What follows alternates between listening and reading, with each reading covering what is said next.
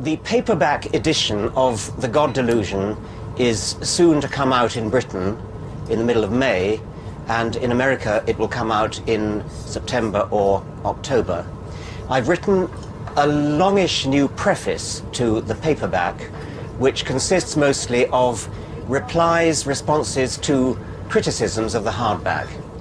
So what I thought I would do today is to read out, give a little performance of reading the preface to the paperback, which nobody here has seen, and then that'll take about the first half, and then the second half we'll have a discussion, and I think we've got a roving mic, which, is that right? We've got a roving mic?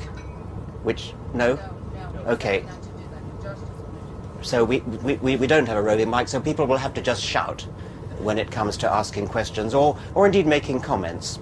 I have brought here a Spanish edition of The God Delusion, which what I wanted to do was to bring a lot of copies of this, one for each of our wonderful naturalist guides.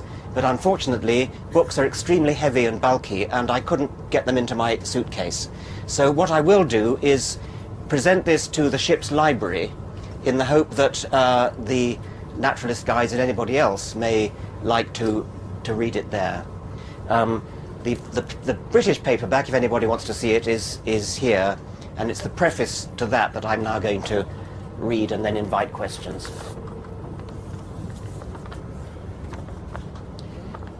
The God Delusion in the hardback edition was widely described as the surprise bestseller of 2006. It was warmly received by the great majority of those who sent in their personal reviews to Amazon, more than 1,000 at the time of writing. Approval was less overwhelming in the printed reviews, however. A cynic might put this down to an unimaginative reflex of reviews editors. It has God in the title, so send it to a known faith head. That would be too cynical, however. Several unfavorable reviews began with the phrase, which I long ago learned to treat as ominous, "I'm an atheist, but." As Dan Dennett noted in Breaking the Spell, a bafflingly large number of intellectuals believe in belief, even though they lack religious belief themselves. These vicarious second-order believers are often more zealous than the real thing, their zeal pumped up by ingratiating broad-mindedness. Alas, I can't share your faith, but I respect and sympathize with it. I'm an atheist, but the sequel is nearly always unhelpful, nihilistic, or worse, suffused with a sort of exultant negativity. Notice, by the way, the distinction from another favorite genre. I used to be an atheist, but. That is one of the oldest tricks in the book, much favored by religious apologists from C.S. Lewis to the present day. It serves to establish some sort of street cred up front, and it is amazing how often it works. Look out for it. I wrote an article for the website richarddawkins.net called I'm an Atheist But, and I've borrowed from it in the following list of critical or otherwise negative points from reviews of the hardback. That website, conducted by the inspired Josh Timonen, has attracted an enormous number of contributors who have effectively eviscerated all these criticisms, but in less guarded, more outspoken tones than my own, or than those of my academic colleagues A.C. Grayling, Daniel Dennett, Paul Kurtz, Stephen Weinberg, and others who have done so in print and reproduced on the same website. You can't criticize religion without a detailed analysis of learned books of theology. Surprise bestseller? If I'd gone to town, as one self-consciously intellectual critic wished, on the epistemological differences between Aquinas and Duns Scotus, if I'd done justice to Eriugena on subjectivity, Rana on grace, or Moltmann on hope, as he vainly hoped I would, my book would have been more than a surprise bestseller. It would have been a miraculous one. But that is not the point. Unlike Stephen Hawking, who accepted advice that every formula he published would halve his sales, I would happily have foregone bestsellerdom if there had been the slightest hope of Duns Scotus illuminating my central question of whether God exists. The vast majority of theological writings simply assume that he does, and go on from there. For my purposes, I need consider only those theologians who take seriously the possibility that God does not exist, and argue that he does. This, I think, Chapter 3 does, with what I hope is good humour and sufficient comprehensiveness. When it comes to good humour, I cannot improve on the splendid Courtier's Reply, published by P.Z. Myers, that's P.Z. Myers to you, on his Pharyngula website. I have considered the impudent accusations of Mr. Dawkins with exasperation at his lack of serious scholarship. He has apparently not read the detailed discourses of Count Roderigo of Seville on the exquisite and exotic leathers of the Emperor's boots. Nor does he give a moment's consideration to Bellini's masterwork on the luminescence of the Emperor's feathered hat. We have entire schools dedicated to writing learned treatises on the beauty of the Emperor's raiment, and every major newspaper runs a section dedicated to imperial fashion. Dawkins arrogantly ignores all these deep philosophical ponderings to crudely accuse the Emperor of nudity. Until Dawkins has trained in the shops of Paris and Milan, until he has learned to tell the difference between a ruffled flounce and a puffy pantaloon, we should all pretend he has not spoken out against the Emperor's taste. His training in biology may give him the ability to recognize dangling genitalia when he sees it, but it has not taught him the proper appreciation of imaginary fabrics.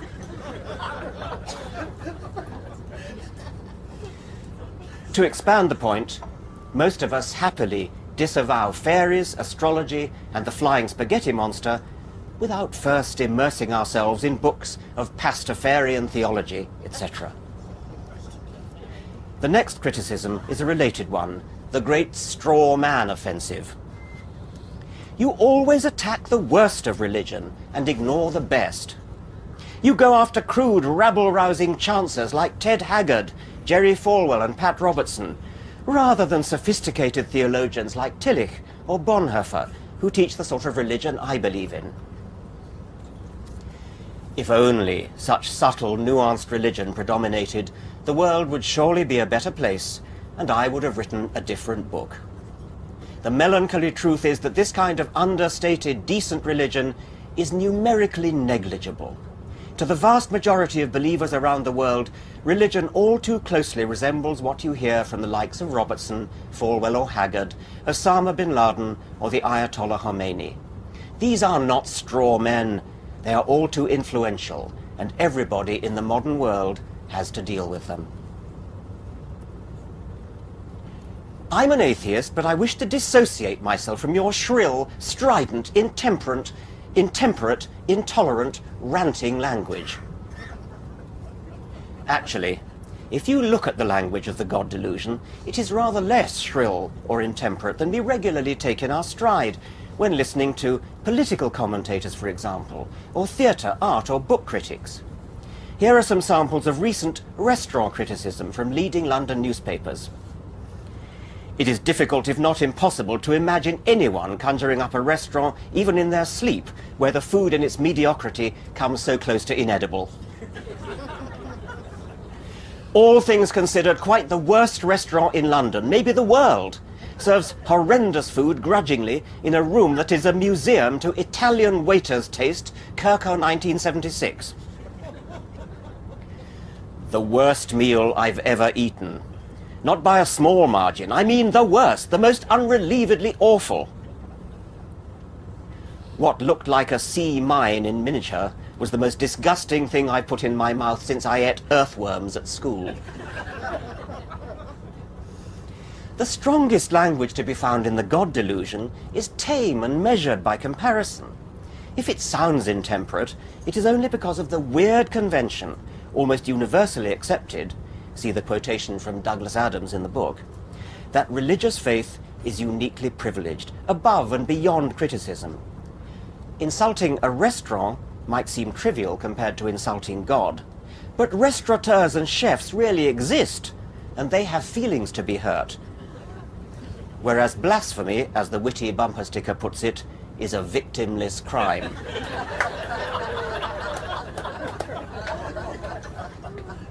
In 1915, the British Member of Parliament, Horatio Bottomley, recommended that after the war, if by chance you should discover one day in a restaurant you are being served by a German waiter, you will throw the soup in his foul face. If you find yourself sitting at the side of a German clerk, you will spill the ink pot over his foul head. Now that's strident and intolerant, and I should have thought ridiculous and ineffective as rhetoric, even in its own time. Contrast it with the opening sentence of chapter 2, which is the passage most often quoted as strident or shrill. It's not for me to say whether I succeeded, but my intention was closer to robust but humorous broadside than shrill polemic. In public readings of the God Delusion, this is the one passage that is guaranteed to get a good-natured laugh, which is why my wife and I invariably use it as the warm-up act to break the ice with a new audience. If I could venture to suggest why the humour works, I think it is the incongruous mismatch between a subject that could have been stridently or vulgarly expressed and the actual expression in a drawn-out list of Latinate or pseudo-scholarly words: filicidal, megalomaniacal, pestilential. My model here was one of the funniest writers of the 20th century, and nobody could call Evelyn Waugh shrill or strident. I even gave the game away by mentioning his name in the anecdote that immediately follows. Book critics or theatre critics can be derisively negative and gain delighted praise for the trenchant wit of their review. But in criticisms of religion, even clarity ceases to be a virtue and sounds like aggressive hostility. A politician may attack an opponent scathingly across the floor of the House and earn plaudits for his robust pugnacity. But let a soberly reasoning critic of religion employ what would in other contexts sound merely direct or forthright, and it will be described as a rant. Polite society will purse its lips and shake its head, even secular polite society, and especially that part of secular society that loves to announce, "I'm an atheist, but..." You're only preaching to the choir. What's the point? Convert's Corner on richarddawkins.net gives the lie to this premise, but even taking it at face value, there are good answers. One is that the non-believing choir is a lot bigger than many people think, especially in America. But again, especially in America, it is largely a closet choir, and it desperately needs encouragement to come out. Judging by the thanks I received all over North America on my book tour, the encouragement that people like Sam Harris, Dan Dennett, Christopher Hitchens and me are able to give is greatly appreciated. A more subtle reason for preaching to the choir is the need to raise consciousness. When the feminists raised our consciousness about sexist pronouns, they would have been preaching to the choir where the more substantive issues of the rights of women and the evils of discrimination against them were concerned. But that decent liberal choir still needed its consciousness raised with respect to everyday language. However right on we may have been on the political issues of rights and discrimination, we nevertheless still unconsciously bought into linguistic conventions that made half the human race feel excluded. There are other linguistic conventions that need to go the same way as sexist pronouns, and the atheist choir is not exempt. We all need our consciousness raised. Atheists as well as theists unconsciously observe society's convention that we must be especially polite and respectful to faith. And I never tire of drawing attention to society's tacit acceptance of the labelling of small children with the religious opinions of their parents. Atheists need to raise their own consciousness of the anomaly. Religious opinion is the one kind of parental opinion that, by almost universal consent, can be fastened upon children who are, in truth, too young to know what their opinion really is.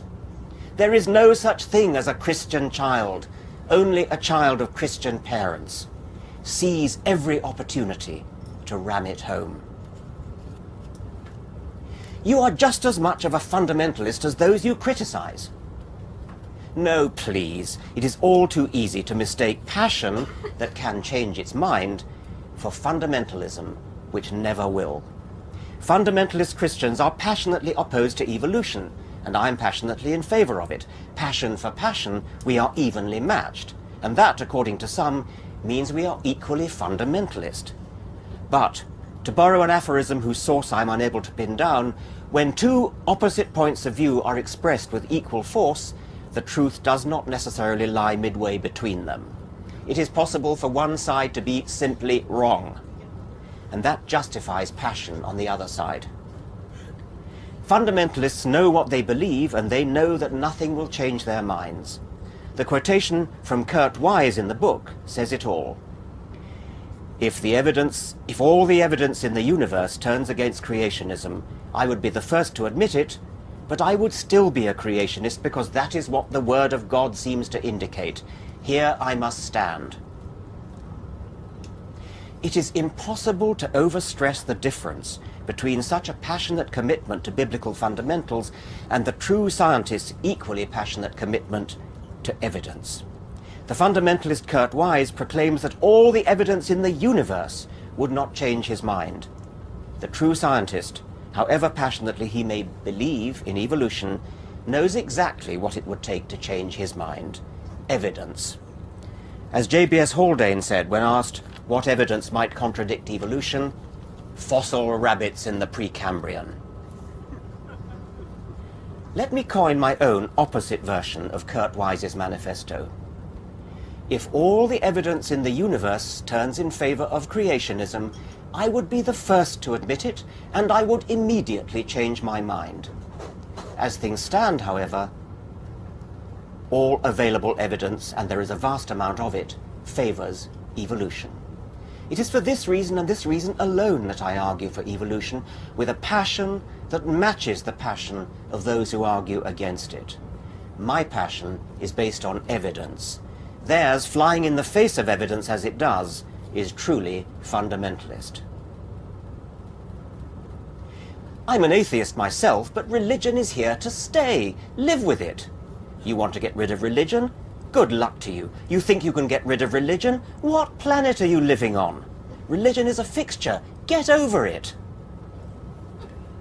I could bear any of these downers if they were uttered in something approaching a tone of regret or concern. On the contrary, the tone of voice is sometimes downright gleeful. I don't think it's masochism. More probably we can put it down to belief in belief again. These people may not be religious themselves, but they love the idea that other people are religious. This brings me to my final category of naysayers. I'm an atheist myself, but people need religion. What are you going to put in its place? How are you going to comfort the bereaved? How are you going to fill the need? What patronizing condescension. You and I, of course, are much too intelligent and well-educated to need religion. But ordinary people, hoi polloi, the Orwellian proles, the Huxleyan deltas and epsilon semi-morons, need religion. I'm reminded of an occasion when I was lecturing at a conference on the public understanding of science, and I briefly inveighed against dumbing down. In the question and answer session at the end, one member of the audience stood up and suggested that dumbing down might be necessary to bring minorities and women to science. His tone of voice told that he genuinely thought he was being liberal and progressive. I can just imagine what the women and minorities in the audience thought about it. Returning to humanity's need for comfort, it is of course real, but isn't there something childish in the belief that the universe owes us comfort as of right? Isaac Asimov's remark about the infantilism of pseudoscience is just as applicable to religion. Inspect every piece of pseudoscience and you will find a security blanket, a thumb to suck, a skirt to hold. It is astonishing, moreover, how many people are unable to understand that X is comforting does not imply X is true. A related plaint concerns the need for a purpose in life. To quote one Canadian critic, "The atheist may be right about God, who knows, but God or no God, it's clear that something in the human soul requires a belief that life has a purpose that transcends the material plane." One would think that a more rational than thou empiricist such as Dawkins would recognize this unchanging aspect of human nature. Does Dawkins really think this world would be a more humane place if we all looked to the God Delusion instead of the Bible for truth and comfort? Actually, yes. Since you mention humane, yes, I do. But I must repeat yet again that the consolation content of a belief does not raise its truth value. Of course, I cannot deny the need for emotional comfort, and I cannot claim that the worldview adopted in this book offers any more than moderate comfort to, for example, the bereaved. But if the comfort that religion seems to offer is founded on the neurologically highly implausible premise that we survive the death of our brains, do you really want to defend it? In any case, I don't think I've ever met anyone at a funeral who dissents from the view that the non-religious part, eulogies, the deceased's favourite poems or music, are more moving than the prayers. Having read The God Delusion, Dr. David Ashton, a British consultant physician, wrote to me on the unexpected death on Christmas Day 2006 of his beloved 17-year-old son, Luke. Shortly before Luke's death, the two of them had talked appreciatively of the charitable foundation that I'm setting up to encourage reason and science. At Luke's funeral on the Isle of Man, his father suggested to the congregation that if they wished to make any kind of contribution in Luke's memory, they should send it to my foundation, as Luke would have wished. The 30 cheques received amounted to more than £2,000, including more than £600 from a whip round in the local village pub. This boy was obviously much loved. When I read the order of service for the funeral ceremony, I literally wept, although I had never met Luke, and I asked for permission to reproduce it at richarddawkins.net. A lone piper played the Manx Lament, Elin Valin. Two friends spoke eulogies. Dr. Ashton himself recited Dylan Thomas's beautiful poem, Fern Hill. Now as I was young and easy under the apple boughs, so achingly evocative of lost youth. And then I catch my breath to report he read the opening lines of my own Unweaving the Rainbow, lines that I have long earmarked for my own funeral. We are going to die, and that makes us the lucky ones. Most people are never going to die because they are never going to be born. The potential people who could have been here in my place but who will in fact never see the light of day outnumber the sand grains of Sahara. Certainly those unborn ghosts include greater poets than Keats, scientists greater than Newton. We know this because the set of possible people allowed by our DNA so massively outnumbers the set of actual people. In the teeth of these stupefying odds, it is you and I, in our ordinariness, that are here. We privileged few who won the lottery of birth against all odds, how dare we whine at our inevitable return to that prior state from which the vast majority have never stirred? Obviously, there are exceptions, but I suspect that for many people, the main reason they cling to religion is not that it is consoling, but that they've been let down by our educational system and don't realize that non-belief is even an option. This is certainly true of most people who think they are creationists. They've simply not been properly taught Darwin's astounding alternative. Probably the same is true of the belittling myth that people need religion. At a recent conference in 2006, an anthropologist and prize specimen of I'm an atheist buttery quoted Golda Meir when asked whether she believed in God. I believe in the Jewish people, and the Jewish people believe in God. Our anthropologist substituted his own version. I believe in people, and people believe in God. I prefer to say that I believe in people, and people, when given the right encouragement to think for themselves about all the information now available, very often turn out not to believe in God, and to lead fulfilled and satisfied, indeed liberated, lives.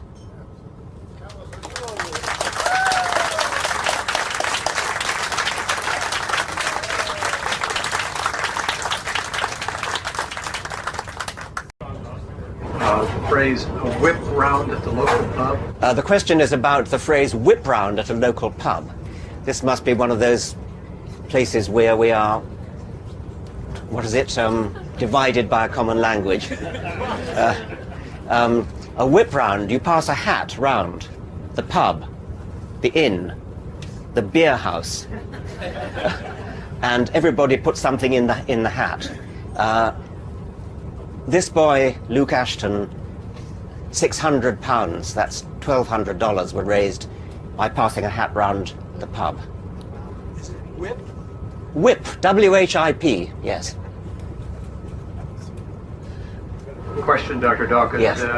Stephen Weinberg wrote a critique on Times Online, 5 pages. It was very favorable, but did comment that you didn't really take to task in your book, The God Delusion, the fundamentalist Islamics that are creating all kinds of problems around the world as much as you did American fundamentalists. Would you care to comment about his comment? I was brought up Christian.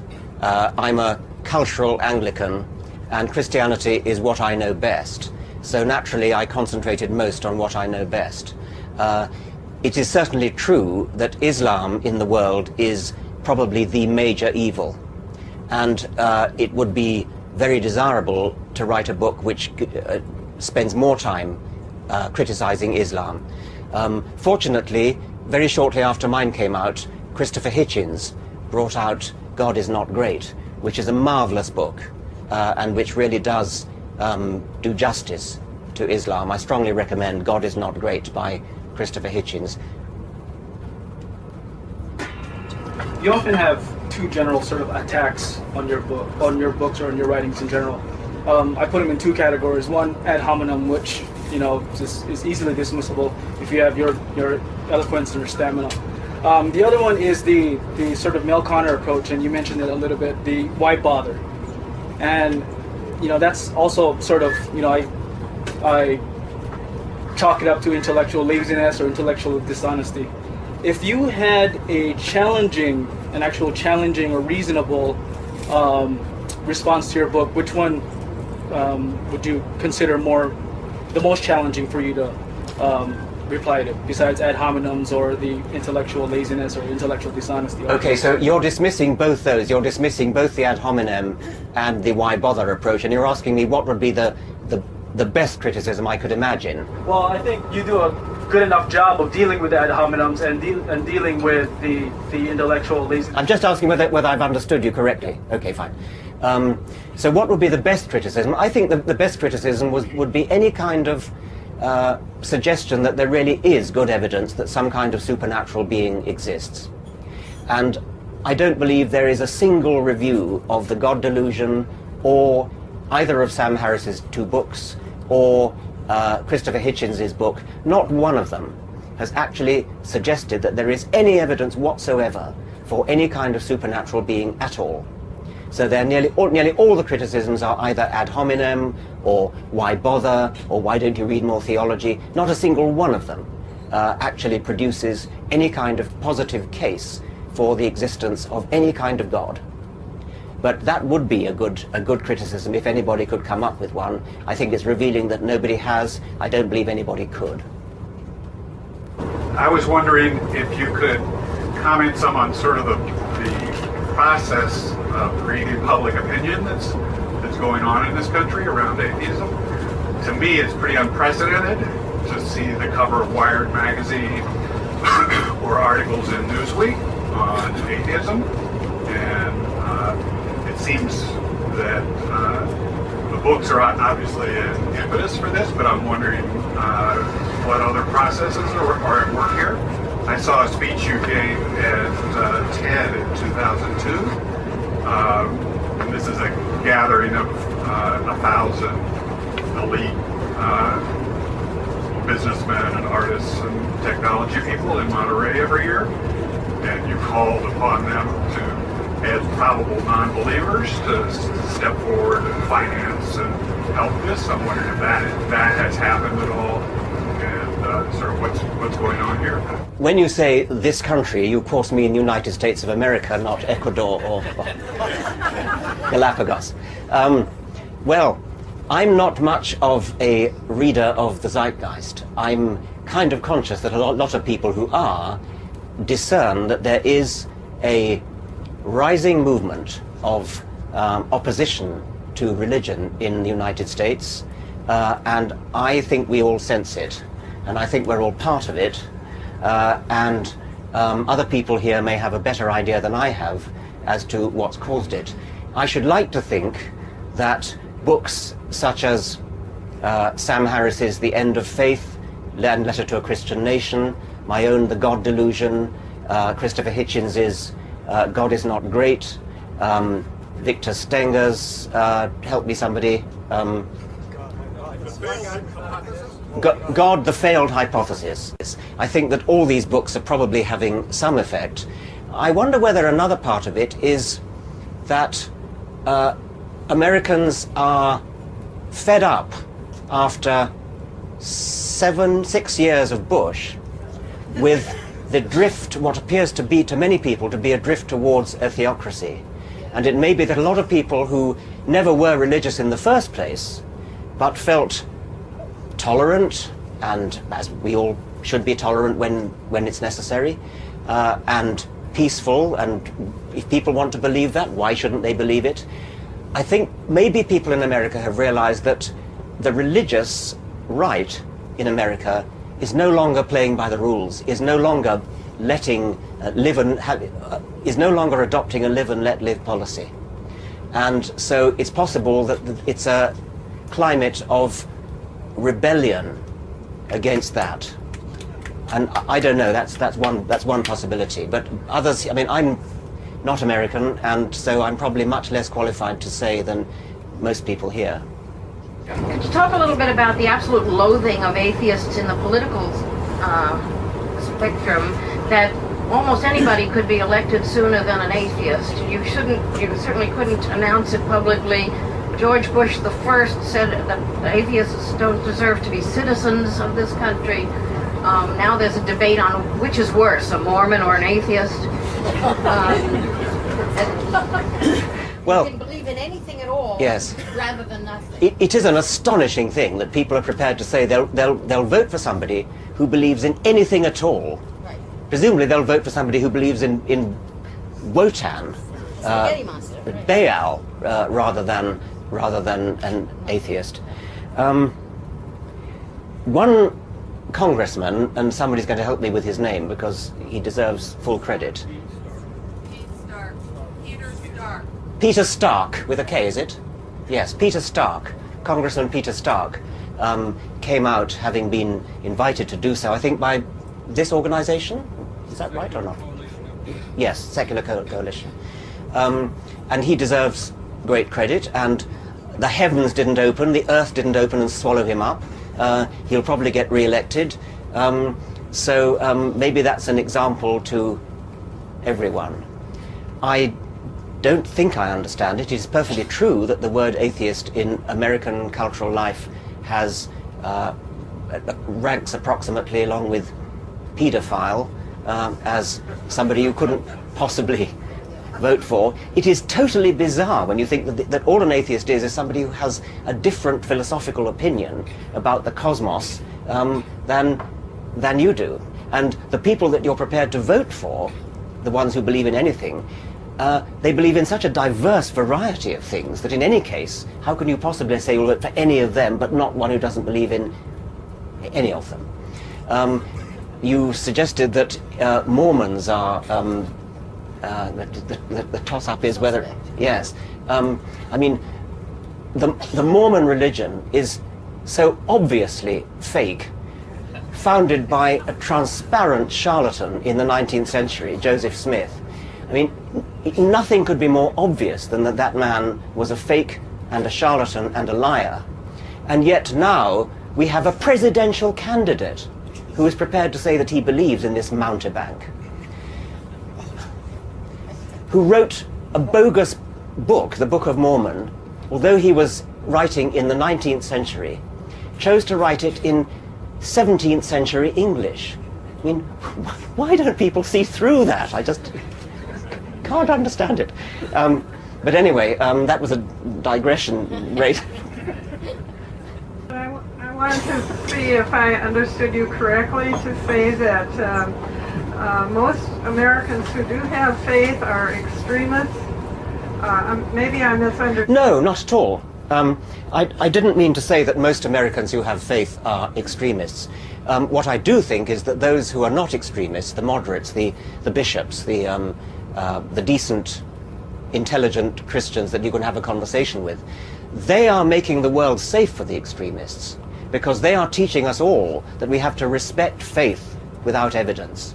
And if once you teach children and they grow up believing that you have to respect faith without evidence, then the world is made safe for the extremists who are going to cash in on that and say, oh, you can't criticize my desire to do something extreme, maybe even blow somebody up, because that's my faith, and my faith is immune from all criticism. It seems to me to be educationally a dismal, abysmal thing to do, to teach children that faith is a virtue, to teach children that it is a virtue to believe something for no reason at all, where there's no evidence, just because you believe it, because you believe it, because you believe it. And if children are brought up thinking that that's the right way to assemble the beliefs that they hold about the world, then extremists have a field day, because they can cash in on that. Hi, so I agree with your argument that the preaching to the choir is actually a really good thing, even if you don't necessarily preach to everyone else.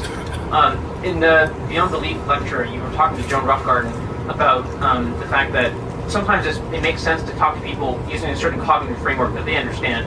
And while I don't think it's good to dumb down things, do you think that it would be a good idea for someone such as yourself to write a book about religion in a cognitive framework accessible to those people, and what would such a book look like for you? Yeah, I mean, I think it's a good point that both approaches are valuable.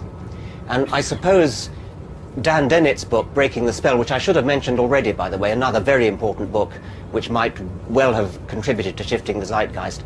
Dan Dennett's Breaking the Spell does take a more softly approach and tries to woo religious people, tries to make them feel it's not as bad as you think. Let's look at this question of religion. Let's examine it. Let's see where it comes from. We don't bite, we don't eat babies, and so on. I think there is a lot of value in that. It's not my way, and that's not what I've done, but it is what Dan Dennett's done, and I strongly recommend his book, Breaking the Spell. Richard, I wouldn't ever want to argue with you.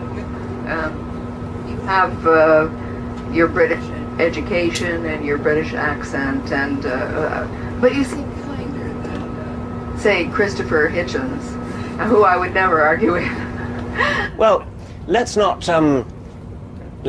deal in national stereotypes here. The British can be kind, and the British can be aggressive as well.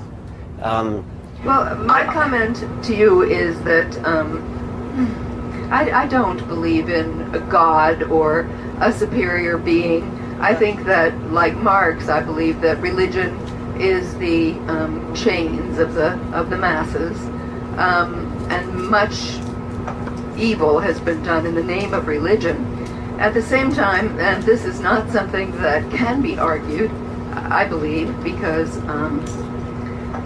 I don't care to argue it. My experience of the universe is that it is streaming with light and intelligence and energy, and on a personal level, I feel that as spirit. And this is from my own personal experience. So it's not something that I would attempt to convince you of or attempt to submit to your examination. I think we're playing with words here. I think we probably agree, though we might not use quite the same words. The universe is streaming with life, intelligence, yes, and science is trying to understand how it comes into being, and very, very difficult it is. It's a very profoundly difficult problem. It's a problem that our science has made great strides in understanding, and will continue to do so.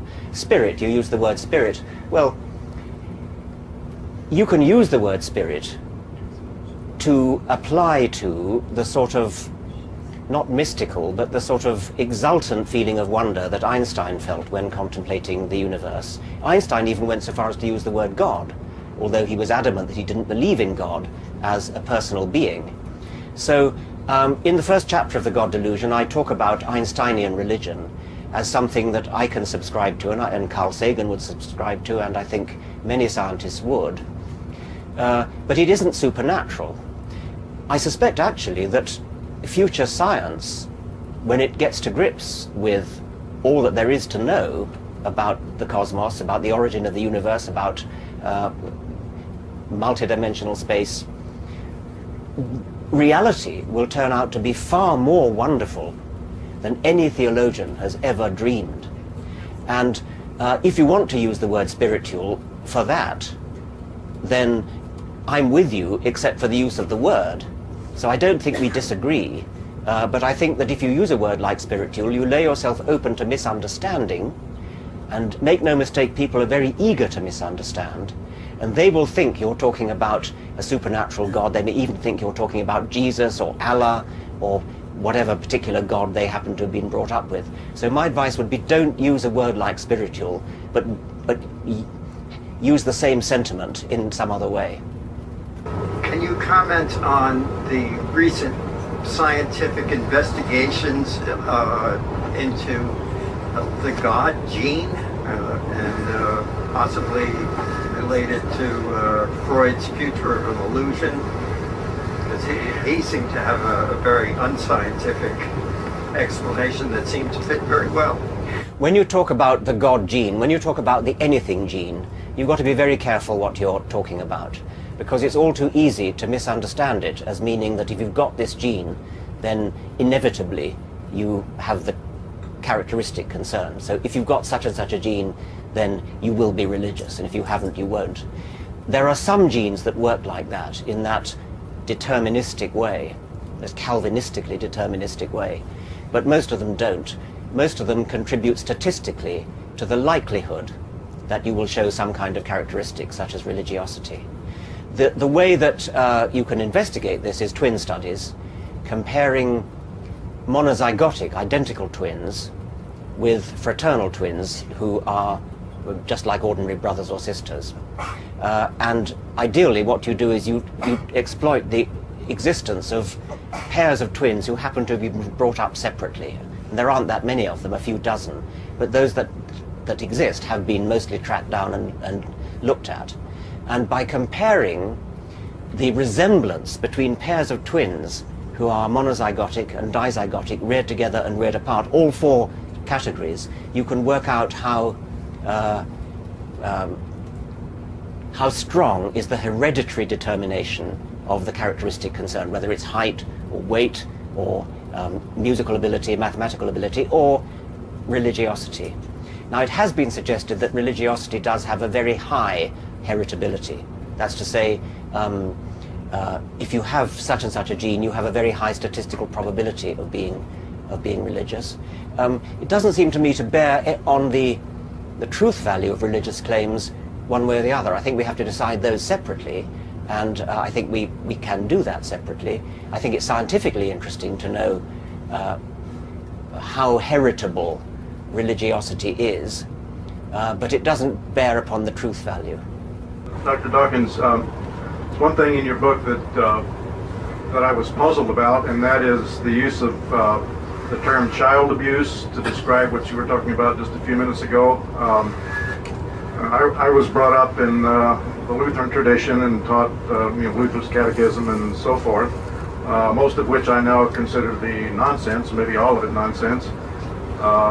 You were brought up in the Anglican tradition, and I have not seen anything in your writings to indicate that you feel like you were abused as a child. In fact, in Unweaving the Rainbow, you seem to express some sentimental appreciation for that upbringing. While I agree that it's regrettable that sort of thing occurs, parents teaching their children that which they most highly value, which for many people is religion, could hardly be considered child abuse in any normal sense of the term. Could you explain why you chose that metaphor? I use child abuse most strongly, I think, when talking about teaching children about hell, because that, I think, is psychological child abuse. I find it'd be quite hard to dissent from that. I hope I haven't used the word child abuse for all religious education. I don't think I have. I think a slightly milder form of child abuse is the labeling of children, the tying around the neck of a child of a label that says you are a Lutheran child, or you are an Anglican child, or you are a Catholic child, or a Muslim child. That, I think, is child abuse in that it categorizes the child for the whole of its life, very often, with opinions which the child is too young to know about. But I agree with you that that's not as bad as telling a child about hell, which I think really is proper child abuse, very likely as bad as physical child abuse, sexual child abuse, which Roman Catholic priests, for example, are so often accused of. I told the story in the book of how I, in Dublin, talking to a Dublin audience, I was asked about the then highly publicized cases of Irish and American Roman Catholic priests sexually abusing children. And I said that I thought that in many cases that was less harmful than some of the doctrines of bringing up the children as Catholic in the first place. And I got a cheer from this Dublin audience. And again, I suspect the reason was that Ireland too has been in the grip of, in this case, a Roman Catholic theocracy for a long time. Is coming out of it now. And I think that this cheer that I got was responding to that. Maybe it's a bit of an exaggeration to say that that tying a label around a child's neck as Catholic or Muslim, whatever it is child abuse. But sometimes it does no harm to exaggerate just a little bit in the interest of consciousness raising. Let me retract from that then and say what I want to say, which is that just as we've all been taught by feminists to flinch when we hear the phrase "one man, one vote," we should also all flinch when we hear the phrase Catholic child, Christian child, Muslim child, Protestant child. There is no such thing as a Catholic child, etc. So if you don't like child abuse, then forget child abuse for that, but do please have your consciousness raised so that you flinch when you hear the phrase Catholic child, etc. As an atheist parent, would it be child abuse in a way raising your child, as I am, an atheist, in a highly Christian society? Well, I tell you what I think is the best thing to do is to raise your children in the knowledge that religion exists and is a real phenomenon in the world. But I think they should be taught that there are lots of different religions, and the children will work out for themselves that if there are lots of different religions, they can't all be right. But I think what would be just as bad as telling a child you are a Catholic child would be to tell a child you are an atheist child. That's something for the child itself, himself or herself, to decide. And I think it's just the same kind of labeling. Children who are too young to know their philosophical opinion should no more be called an atheist or a Christian child than you would call them a Marxist child or a monetarist child.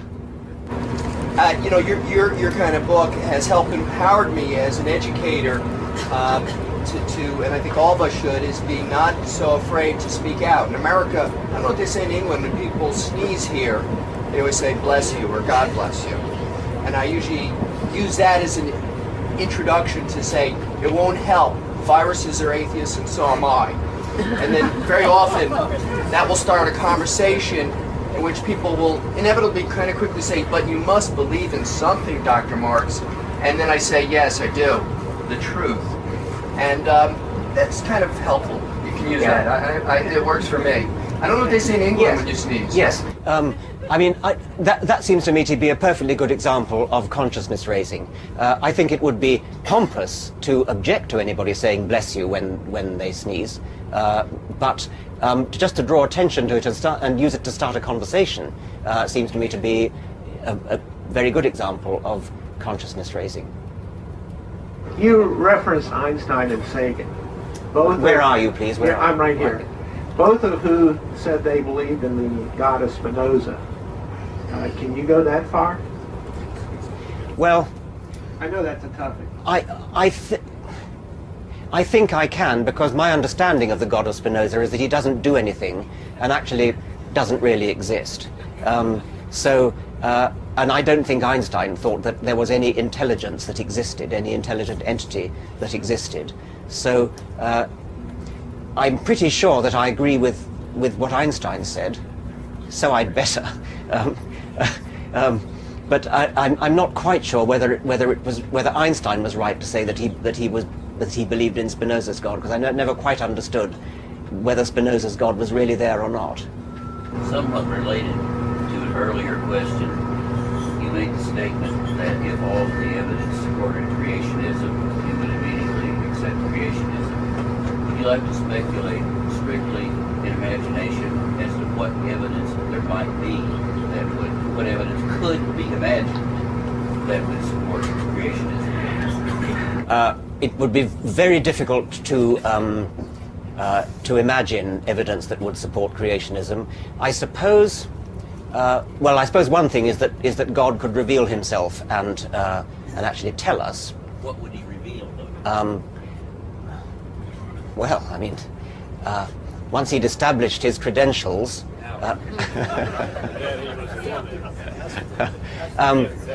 I think it wouldn't be beyond the wit of God to find a way to establish his credentials if he existed. I suppose that a genuine example of a fossil, even a fossil right out of place, like Haldane's fossil rabbits in the Precambrian. Well, if such a thing were found, I would first of all say it's a hoax, and then if somehow it could be proved that it wasn't a hoax, there really, really were rabbits living in the Precambrian, then I would start thinking in terms of an alternative evolution from another planet or something landing in. I'd start talking about panspermia. It will be very, very, very hard, as you imply in your question, to actually think of what possible evidence there could be. It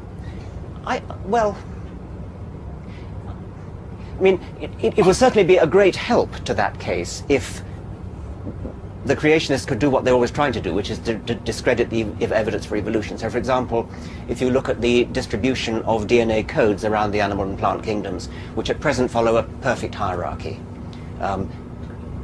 increasingly wide bracketing of cousinship, it all fits.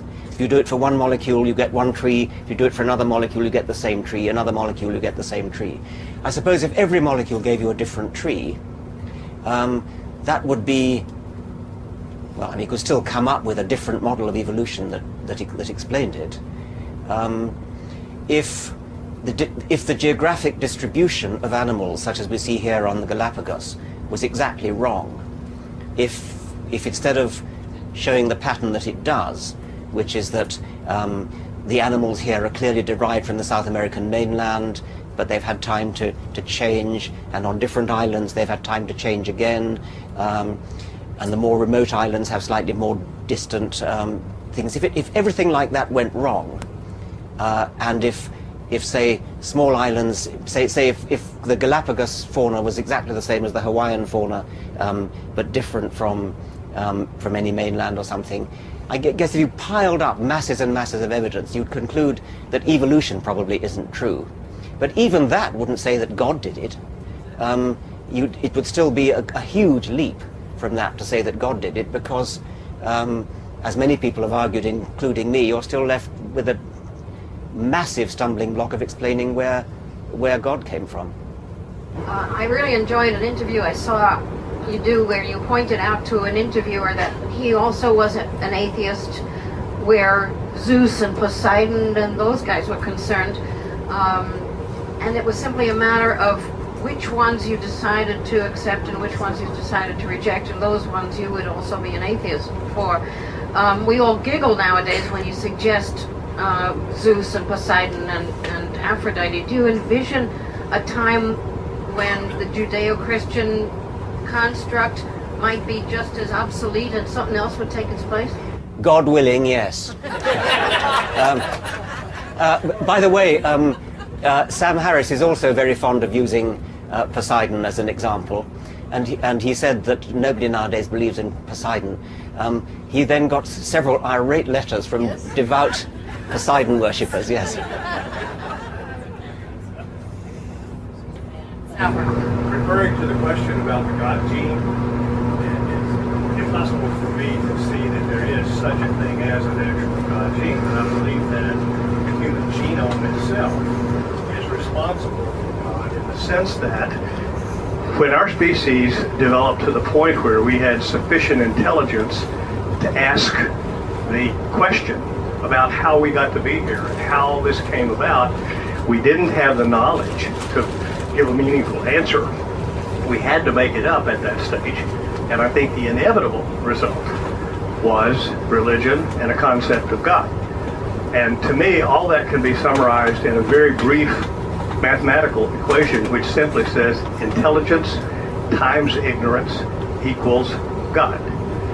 Do you believe that religion was inevitable in the course of the evolution of our species?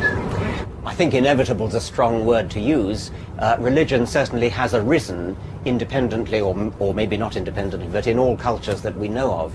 And so in that case, you might say it's inevitable in the same sense as, say, heterosexual lust was. We don't all have it, but we know what it is, and we all come from a culture which has it. So I wouldn't want to use the word inevitable. Although it's very easy to say, and I say it, that before we had scientific knowledge, there was no other recourse to the human questioning than to say there must be a God. Yet when you actually think that argument through, it's a thoroughly bad argument. I mean, the way to put this would be to say, as I did at the beginning of The Selfish Gene, I think, before Darwin, everybody had to be an atheist. I think in a sense that's right, but yet, even without Darwin, even without a perfectly good explanation as Darwin's given us for why we all exist, the explanation that says God did it is a terrible explanation. It doesn't work. It's incoherent, and therefore, even without Darwin, a really intelligent person should not have been a theist. Darwin made it a hell of a lot easier to be an atheist, but I think, logically speaking, we didn't actually need Darwin in order to be atheists, but most of us are fallible, and the pre-Darwinian atheists, such as Hume, would have had, he'd have been confident in his logical rightness, but he must have worried about where all this organization and elegance and beauty came from. He would have been hugely relieved had he lived long enough to read The Origin of Species.